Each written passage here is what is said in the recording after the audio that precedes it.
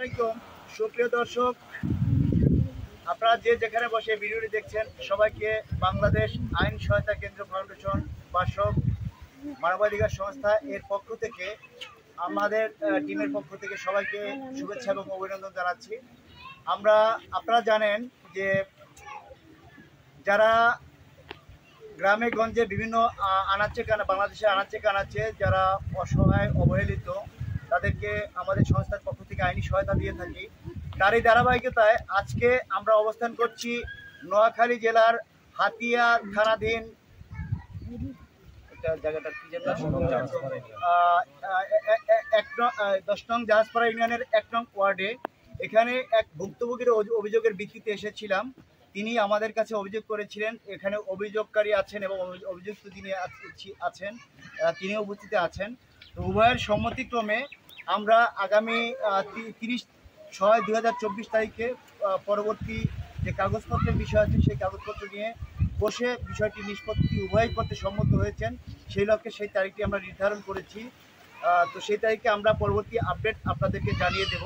তার আগে একটি কথা আমি বলতে চাই যে আজকে যে বিষয়টি সে বিষয়টি হচ্ছে এখানে একজন সম্মানিত মুক্তিযোদ্ধার মুক্তিযোদ্ধা এবং তার পরিবারের বিরুদ্ধে অভিযোগ করা হয়েছে। আমরা প্রাথমিকভাবে যে অভিযোগের সত্যতা সেটা এখন পর্যন্ত, যেহেতু উনি এখানে উপস্থিত নেই, সম্মানিত মুক্তিযোদ্ধা মহোদয় ফজলুল করিম বুখারী তিনি উপস্থিত নেই, তাই আমরা প্রাথমিকভাবে সেটা তার সাথে কোনো কথা বলতে পারিনি। তাই আমরা তাদের সাথে ওভার টেলিফোন কথা বলে ওনার মা আছেন, অর্থাৎ প্রধান অভিযুক্ত যিনি আছেন দিলফুল বেগম, তার উপস্থিতিতে তার ফোন দিয়েই তার ছেলের সাথে কথা বলে আমরা পরবর্তী তারিখ নির্ধারণ করেছি। সেই তারিখে কাগজপত্র দেখে আমরা এই বিষয়টি নিষ্পত্তির লক্ষ্যে যা যা করণীয় তা ইনশাল্লাহ আপনারা সবাই সহযোগিতা করবেন। তো যে আপনারা করবেন সহযোগিতা আপনারা স্থানীয় যারা আছেন সবাই সহযোগিতা করবেন যাতে বিষয়টি নিষ্পত্তি করা যায়, করবেন তো? জি, সবার সম্মতিক্রমে সেই তারিখে আমরা এই বিষয়টি নিষ্পত্তির লক্ষ্যে আমরা আসবো এবং সেই পর্যন্ত আপনারা আমাদের সাথে থাকবেন এবং এভাবে বাংলাদেশের আনাচে কানাচে যে অসহায় মানুষগুলি আছে তাদের পাশে বাংলাদেশ আইন সহায়তা কেন্দ্র তথা বাসক মানবাধিকার সংস্থা যাতে আমরা এভাবে কাজ করে দিতে পারি তাদের ভালোর লক্ষ্যে, সেজন্য আপনাদের সকলের কাছে আমরা দোয়া প্রার্থী।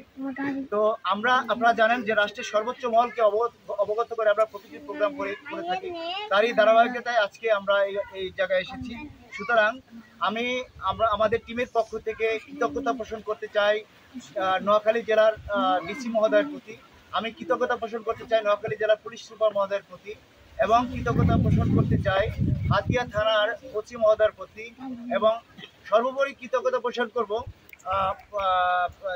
জাহাজমারা পুলিশ তদন্ত কেন্দ্র এর ইনচার্জ যিনি আছেন দেবাশিস দাদা এবং আমাদের সাথে যে টিম রয়েছেন সেই টিমের প্রধান যিনি আছেন সাব ইন্সপেক্টর জয় চাকমা ভাই, তার প্রতি কৃতজ্ঞতা প্রকাশ করলেই নয়, তার প্রতি আমি কৃতজ্ঞতা জানাচ্ছি।